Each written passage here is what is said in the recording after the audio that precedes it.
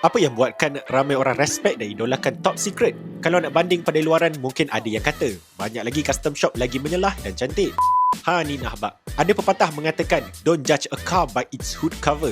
Macam 3 buah model ni, di bawah hood masing-masing sudah ditune oleh tak lain tak bukan Kazuhiko Smoky Nagata. Yang ini luaran nampak macam Supra, tapi enjin dah tukar V12 dan tune sampai 700 horsepower. Sebuah kereta terawal yang dapat capai 300 km sejam sekitar tahun 90-an. Yang ni pula R32 yang Nagata swap dengan enjin VR38 DETT dari R35.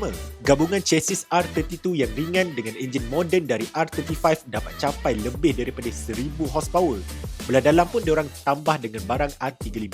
Yang last ni antara yang legend juga, Skyline R34 dengan enjin RB26 DETT yang sudah upgrade enjin dan capai 730 horsepower, siap dengan 8 port Brembo braking system. Memang termenung kalau tengok semua kereta ni depan-depan. Owner R34 dan Supra stay di Bangkok, kalau rajin pilah cari dia dekat sana.